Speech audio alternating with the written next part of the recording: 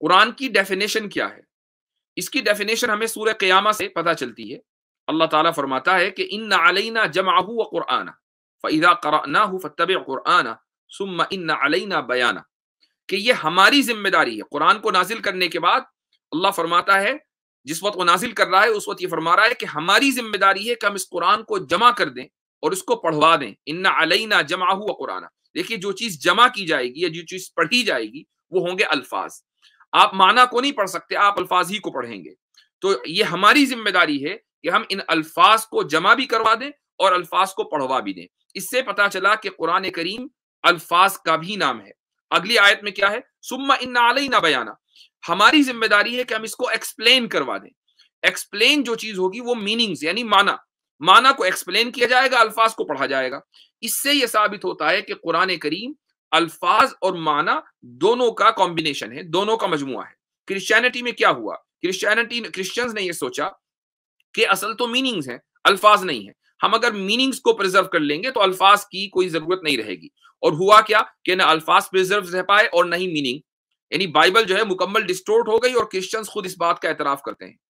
تو لیکن قرآن کریم کا امتیاز یہ ہے کہ الفاظ بھی محفوظ ہیں، اور چونکہ الفاظ محفوظ ہیں اسی لیے معنی بھی محفوظ ہیں۔ تو الفاظ اور معنی دونوں کے کمبینیشن کو قرآن کہا جاتا ہے۔ لہٰذا اگر کوئی آدمی یہ کہے کہ نہیں میں تو صرف قرآن سمجھ لیتا ہوں، مجھے قرآن پڑھنے کی ضرورت نہیں ہے، پڑھنے میں بہت ٹائم لگتا ہے اور فائدہ کچھ ہے نہیں، سمجھ میں کچھ نہیں آ رہا، اس سے بہتر یہ ہے کہ میں وہ ٹائم سمجھنے میں لگا دوں، وہ بھی غلط۔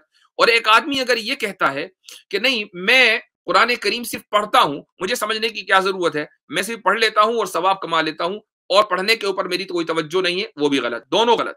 چونکہ ایک نے قرآن کے الفاظ کو چھوڑا اور دوسرے نے قرآن کے معنی کو چھوڑا۔ دیکھیے یاد رکھیے کہ قرآن کا جو معنی ہے یعنی خدا کی جو مراد ہے وہ اللہ ہی بیان کرے تو کرے، ہم خدا کی مراد نہیں جان سکتے۔ اللہ نے اپنی مراد خود بیان کی ہے رسول اللہ صلی اللہ علیہ وسلم کی سنت کے ذریعے۔ آپ صلی اللہ علیہ وسلم کے دل میں القاء فرمایا، آپ صلی اللہ علیہ وسلم نے وہ مراد، اللہ کی جو بھی مراد ہے اس آیت سے، وہ امت کے سامنے بیان کی، صحابہ کے سامنے بیان کی، صحابہ نے پھر امت کے سامنے بیان کی۔ ہم خدا کی مراد کو اپنی عقل سے نہیں سمجھ سکتے، ہاں ہم کسی آیت کی حکمت کو اپنی عقل سے تو سمجھ سکتے ہیں۔ اس آیت کے پیچھے مثلا فلاں وزڈم ہے، یہ وزڈم ہے، اس کو آپ عقل سے سمجھ سکتے ہیں، لیکن اللہ یہی کہنا چاہ رہا ہے یہ آپ اپنی عقل سے نہیں سمجھ سکتے۔ اس کی دلیل یہ ہے کہ میں کیا کہنا چاہ رہا ہوں یہ بھی آپ اپنی عقل سے نہیں سمجھ سکتے۔ چھوڑیے آپ اللہ کی بات کو، آپ اپنے دوست کی، بلکہ ایک شخص اگر اس کی بیوی ہے تو وہ بیوی کیا کہنا چاہ رہی ہے وہ اپنی عقل سے نہیں سمجھ سکتا، اور بیوی اپنی عقل سے یہ نہیں سمجھ سکتی کہ شوہر کیا چاہ رہا ہے، جب تک کہ شوہر اور بیوی خود ہی اپنی مراد بیان نہ کرتے کہ ہم یہ کہنا چاہ رہے ہیں۔ بعض مرتبہ آپ فیس ایکسپریشن سے سمجھ جاتے ہیں، لیکن ایکسپریشن بھی ایک طرح کا ایکسپریشن ہی ہے نا۔ مثلا ایک آدمی بالکل گمسم بیٹھا ہوا ہے، اس کے چہرے پہ کوئی ایکسپریشن نہیں ہے، اس کی بیوی پوچھ رہی ہے کہ کیا ہوا، وہ کہنے لگا اپنی بیوی سے کہ نہیں تم خود سمجھو۔ اب بیوی کہے گی کہ بھائی ٹھیک ہے میں سمجھ لوں گی، لیکن ہوا کیا ہے آخر یہ تو پتا چلے، وہ بیان نہ کرے تو بیوی کیسے سمجھے گی؟ نہ چہرے پر کوئی ایکسپریشن ہے، نہ الفاظ ہیں، نہ کچھ ہے۔ تو جب ہم ایک انسان کی جس کے ساتھ ہم اپنی زندگی گزارتے ہیں اس کی بات اس کے بتائے بغیر ہم نہیں سمجھ سکتے کہ وہ کیا مراد لینا چاہ رہا ہے، تو پھر آخر ہم خدا کی مراد کو کیسے سمجھ سکتے ہیں جب تک کہ خدا خود بیان نہ کرے؟ اپنی عقل سے نہیں سمجھا جا سکتا۔ ہاں ہم عقل سے حکمت سمجھ سکتے ہیں کہ اس بات کے پیچھے کیا وزڈم ہے۔ اس کی ایک مثال دیتا ہوں، بلکہ دو مثال دیتا ہوں۔ قرآن کریم میں ایک آیت ہے رمضان کے تعلق سے، اللہ تعالیٰ نے فرمایا کُلُوا واشربوا حتی یتبین لکم الخیط الابیض من الخیط الاسود، کہ تم اس وقت تک کھاؤ پیو جب تک کہ سفید دھاگا کالے دھاگے سے ممتاز نہ ہو جائے، یعنی بالکل واضح طور پر نظر نہ آنے لگے کہ کون سا کالا ہے کون سا سفید دھاگا ہے۔ تو جب یہ آیت نازل ہوئی تو ایک صحابی تھے حضرت عدی رضی اللہ عنہ، وہ یہ سمجھے کہ دھاگے سے مراد دھاگا ہی ہے، تو انہوں نے ایک کالا دھاگا لیا اور ایک سفید دھاگا لیا اور انہوں نے اپنے تکیے کے اوپر رکھ دیا۔ اس زمانے میں لائٹ تو تھی نہیں، لیمپس ہوا کرتے تھے تو لیمپ جلایا نہیں، تو انہوں نے سوچا کہ جب دن کی روشنی ہوگی، سورج کی روشنی ہوگی، ظاہر ہے کہ سورج نکلنے سے پہلے روشنی پھیل جاتی ہے، تو وہ اس روشنی میں جب مجھے یہ پتا چل جائے گا کہ یہ دھاگا سفید ہے اور یہ کالا ہے، اس وقت مجھے دراصل اپنا روزہ شروع کرنا ہے اور کھانا پینا بند کرنا ہے۔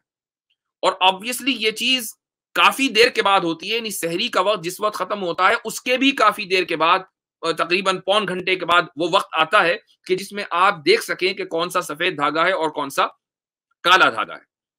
تو حضرت عدی آئے اور انہوں نے آپ صلی اللہ علیہ وسلم سے عرض کیا کہ یا رسول اللہ میں نے اس طرح کیا تھا، تو آپ صلی اللہ علیہ وسلم نے مزاحن یہ فرمایا کہ ان وسادتک لعریض، تمہارا تکیہ تو بڑا چوڑا ہے بھائی، تو اس میں دونوں دھاگے کیسے سما گئے؟ تو پھر آیت کا ایک یہ اگلا جملہ نازل ہوا، من الفجر، من الفجر، کہ اس سے مراد دھاگے نہیں ہیں، اس سے مراد دراصل صبح صادق اور صبح کاذب ہے۔ جب آپ ہورائزن کے اوپر دیکھتے ہیں تو ایک لائن سی نمودار ہوتی ہے، اور اسی کو دراصل میں دھاگا کہا گیا ہے۔ جو روشنی کی جو لائن ہے وہ دھاگا مراد ہے، کہ جب وہ لائن نظر آ جائے صبح صادق، تو اب اپنی سحری کو بند کر دو اور روزہ شروع کر دو، یہ مطلب ہے۔ تو دیکھیے اللہ تعالیٰ نے خود اپنی مراد بیان کی تو مراد سمجھ میں آئی، اگر اللہ مراد بیان نہیں کرے گا تو لوگ اس دھاگے کو جس سے مراد صبح صادق ہے اس سے ایکچوئل دھاگا سمجھیں گے۔ اب یہاں رک کر ایک سوال ہوتا ہے کہ کیا اللہ کو معلوم نہیں تھا کہ لوگ غلط سمجھیں گے؟ اللہ پہلی ہی مرتبہ میں من الفجر کا لفظ بھی نازل کر دیتا۔ یہ کیا بات ہوئی کہ ایک آدمی نے غلطی کی، اس کے بعد من الفجر کا لفظ نازل ہوا؟ ایک ہی مرتبہ میں نازل ہو جانا چاہیے تھا۔ تو اس کا جواب یہ ہے کہ اگر ایک ہی مرتبہ میں پوری آیت نازل ہوتی من الفجر، تو میں آپ سے یہ بات آج نہ کر رہا ہوتا، آج آپ کو میں یہ واقعہ نہ سنا رہا ہوتا۔ یہ جو واقعہ میں نے آپ کو سنایا ہے، یہ اسی لیے سنایا ہے کہ یہ ایک بہت اہم واقعہ ہے، اور اس کی اہمیت اس سے پتہ چلتی ہے کہ اللہ تعالیٰ نے آیت کے ایک ٹکڑے کو روک لیا تھا کہ ضرورت کے وقت اس کو نازل کیا جائے گا۔ جو چیز ضرورت کے وقت کہی جاتی ہے اور جو چیز ضرورت کے وقت ہوتی ہے، اس کی اہمیت خود بخود بڑھ جاتی ہے اور وہ یاد رہتی ہے۔ تو لوگوں کو یاد رہے، اس لیے آپ صلی اللہ علیہ وسلم کے اوپر من الفجر کا جو ٹکڑا ہے اس آیت کا، وہ بعد میں نازل ہوا جب ایک واقعہ ہو گیا۔ اس سے اللہ تعالیٰ کے علم کے اوپر کوئی سوال یا کوئی اعتراض لازم نہیں آتا۔ اسی طریقے سے ہم نماز کو عربی میں صلاۃ کہتے ہیں۔ تو دیکھیے صلاۃ کے جو معنی ہے، لگتا ہے کہ کچھ لیگنگ ہے، ایک منٹ جی، اچھا، ہم صلاۃ کو کہ جو لنگوسٹک میننگ ہے وہ کیا ہے؟ وہ ہے دعا۔ صلاۃ کے معنی دعا کے آتے ہیں، لیکن ہم دعا مانگے اگر دن میں 5 مرتبہ تو ہماری نماز نہیں ہوگی۔ ہماری نماز اسی طرح ہوگی جس طریقے سے ہم نماز پڑھتے ہیں، یعنی ہم اللہ اکبر کہیں گے، پھر اس کے بعد سورہ فاتحہ پڑھیں گے، سورت پڑھیں گے وغیرہ وغیرہ، تب جا کر اس کو کہا جائے گا کہ ہاں جی نماز اب ہوئی ہے۔ محض دعا مانگنے سے نماز نہیں ہوگی۔ اب یہ کیسے پتا چلا؟ اللہ نے لفظ صلاۃ کا لفظ استعمال کیا اور رسول اللہ صلی اللہ علیہ وسلم نے نماز پڑھ کر دکھائی کہ اس طریقے سے نماز ہوگی۔ تو صلاۃ تو اللہ نے مراد بیان کی تو مراد پتہ چلی، ورنہ پتہ نہیں چل سکتی تھی۔ زکوٰۃ ہے مثلا، زکوٰۃ کے جو لنگوسٹک میننگ ہے وہ ہے پاک کرنا۔ اب آپ یہ کہیں کہ میں ہر سال اپنے آپ کو پاک کر لیتا ہوں، آپ کتنا ہی پاک کرتے ہیں اپنے آپ کو، ہر سال نہیں، روز کریں، اور روز نہیں ہر گھنٹے کریں، زکوٰۃ ادا نہیں ہوگی۔ زکوٰۃ ادا اسی وقت ہوگی جب آپ اپنی دولت میں سے 2.5% غریبوں کو دیں گے، تبھی زکوٰۃ ادا ہوگی۔ یہ کیسے پتا چلا؟ یہ اللہ تعالیٰ نے اپنی مراد کو واضح کیا تو پتا چلا، اگر وہ بیان کو اپنی مراد کو واضح نہ کرے تو پتا نہیں چل سکتا تھا۔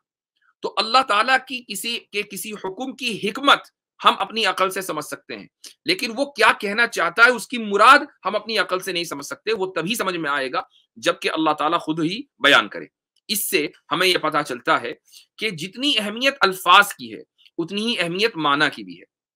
یہی وجہ ہے کہ قرآن کریم میں رسول اللہ صلی اللہ علیہ وسلم کی جو 4 ذمہ داریاں ہیں، کہ بحیثیت رسول آپ کی یہ 4 ذمہ داریاں ہیں، وہ بیان کی گئی ہیں۔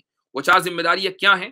یتلو علیہم آیاتہ ویزکیہم ویعلمہم الکتاب والحکمہ، کہ یہ رسول وہ ہیں کہ جو اللہ کی آیتیں پڑھتے ہیں۔ یتلو علیہم آیاتی، تلاوت الفاظ کی ہوتی ہے، معنی کی نہیں ہوتی۔ یتلو علیہم آیاتی ویزکیہم، اور لوگوں کو پیوریفائی کرتے ہیں، لوگوں کی تربیت کرتے ہیں، اور یعلمہم الکتاب، اور کتاب کی یعنی قرآن کی تعلیم دیتے ہیں، یعنی الفاظ پڑھا اور اس کے بعد پھر قرآن کی تعلیم یعنی قرآن کے معنی سمجھائے، اور اسی طریقے سے حکمت کی تعلیم دیتے ہیں۔ تو 4 ذمہ داریاں ہیں، تلاوت کرنا یعنی الفاظ کی تلاوت کرنا، لوگوں کی تربیت کرنا، الفاظ کے معنی سمجھانا، اور ان کو حکمت کی باتیں بیان کرنا۔ یہ 4 چیزیں نبی کریم صلی اللہ علیہ وسلم کے سمجھ لیجیے کہ ان کی ذمہ داریاں تھی اور مقصد نبوت تھا۔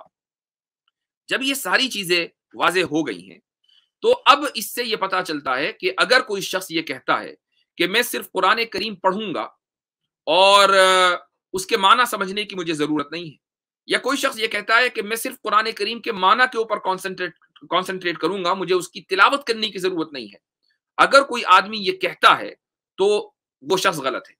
پہلا شخص بھی غلط ہے، دوسرا شخص بھی غلط ہے. صحیح وہ ہے جو یہ کہے کہ میں اپنے ٹائم کو اس طرح ڈسٹریبیوٹ کروں گا کہ میں قرآن کریم کی تلاوت بھی کر لوں اور قرآن کریم کے معنی بھی سمجھ لوں. اگر میں روزانہ مثلا حافظ ہے ایک پارہ، اگر حافظ نہیں ہے تو جتنا بھی ممکن ہو، اگر میں روزانہ اتنا پڑھ رہا ہوں اور اس پڑھنے میں مثلا مجھے آدھا گھنٹہ لگتا ہے اور میرے پاس 1 گھنٹہ ہے، تو آدھا گھنٹہ میں قرآن کریم کی تلاوت کروں گا اور آدھا گھنٹہ میں قرآن کریم کو سمجھنے کی کوشش کروں گا. اب اس آدھے گھنٹے میں پورا پارہ تو میں نہیں سمجھ سکتا، اگر میں ایک صفحہ بھی سمجھ لوں، آدھا صفحہ بھی سمجھ لوں تو یہ بہت ہے، یہ بالکل کافی ہے. تو روزانہ ایک مسلمان کا ٹائم اس طریقے سے ڈسٹریبیوٹ ہونا چاہیے کہ وہ قرآن کریم کی تلاوت بھی کرے اور اسی طریقے سے قرآن کریم کو سمجھنے کی کوشش بھی کرے.